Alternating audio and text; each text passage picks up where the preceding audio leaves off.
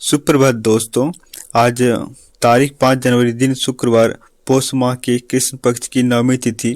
इस तिथि पर चंद्रमा तुला राशि में मौजूद होंगे। कल पीएम मोदी लक्षद्वीप में बोले, विकास का लाभ सभी समाज के वर्गों तक पहुंचे। इससे अधिक संतोषजनक बात और क्या हो सकती है। और लक्षद्वीप के जनता को संबोधित किए। आईआईटी बॉम्बे के 85 छात्रों को मिला 1 करोड़ का पैकेज, 63 को मिले अंतर्राष्ट्रीय प्रस्ताव। संस्थान ने कहा कि छात्रों को जापान, ताइवान, दक्षिण कोरिया, नीदरलैंड, सिंगापुर और हांगकांग की कंपनी से 63 अंतर्राष्ट्रीय प्रस्ताव मिले हैं। आईआईटी बॉम्बे में प्लेसमेंट सीजन 2023-24 का पहला चरण समाप्त हो गया है। इसमें 338 घरेलू और अंतर्राष्ट्रीय संगठनों ने भाग लिया। सार्वजनिक क्षेत्र की इकाइयां भी शामिल थी। मथुरा शाही ईदगाह परिसर के सर्वे के खिलाफ सुप्रीम कोर्ट पहुंचा मस्जिद पक्ष। हाईकोर्ट के फैसले को दी चुनौती। इलाहाबाद हाईकोर्ट ने 14 दिसंबर 2023 के अपने आदेश में हिंदू पक्ष की याचिका स्वीकार करते हुए ईदगाह परिसर के सर्वे के लिए कोर्ट कमिश्नर नियुक्ति करने की बात कही थी। हिंदू पक्ष का दावा है कि ईदगाह मस्जिद पहले हिंदू मंदिर था। हाई कोर्ट के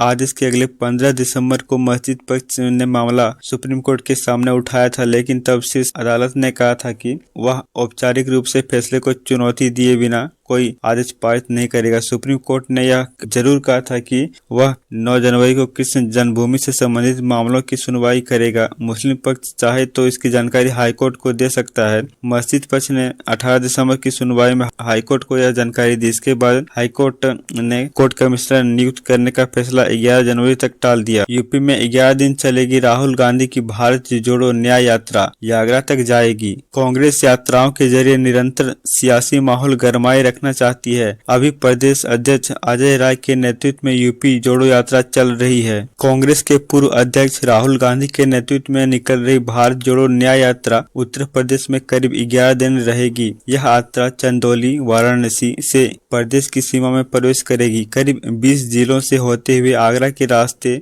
राजस्थान जाएगी। यात्रा का रूट मैप तैयार होने के बाद अब कांग्रेस के स्थानीय नेता इसकी तैयारी में जुटेगा। मौसम विभाग के मुताबिक 8 और 9 जनवरी को हल्की बारिश या बूंदाबांदी की संभावना है। मौसमी दशाओं में बदलाव के कारण बारिश से तापमान में बढ़त हो सकती है। करीब 11 साल बाद दिल्ली का अधिकतम तापमान गिरकर 12 डिग्री तक दर्ज किया गया, जो सामान्य से 7 डिग्री कम है। आने वाले दिनों में हवाओं के रुख में बदलाव से राहत की उम्मीद है। संभावना है कि अधिकतम बढ़त हो सकती है। 8 जनवरी से हल्की बारिश या बूंदाबांदी की संभावना बन सकती है। बारिश के बाद तापमान में कुछ सुधार हो सकता है। इससे अधिकतम और न्यूनतम तापमान में बढ़त होगी। साल शुरू होते ही देश में लोकसभा चुनाव की सुगबुगाहट तेज। आगामी लोकसभा चुनाव की तैयारी की समीक्षा को लेकर निर्वाचन आयोग राज्यों का दौरा करेंगे। मुख्य चुनाव आयुक्त राजीव कुमार साथ ने 10 जनवरी के बीच आंध्र प्रदेश और तमिलनाडु में रहेंगे। कांग्रेस ने घोषणा पत्र सीट बंटवारे पर की चर्चा। सीट बंटवारे पर पार्टी की समिति ने कांग्रेस अध्यक्ष के साथ उसके आवास पर अंतिम चर्चा की, जहां पूर्व पार्टी अध्यक्ष राहुल गांधी भी मौजूद थे। इसके अलावा पार्टी ने घोषणा पत्र तैयार करने के लिए गठित समिति की पहली बैठक भी की। कांग्रेस ने गुरुवार को लोकसभा चुनाव के लिए पार्टी की रणनीति, घोषणा पत्र और सीट बंटवारे पर चर्चा शुरू की। इसके साथ ही भारत जोड़ो न्याय यात्रा के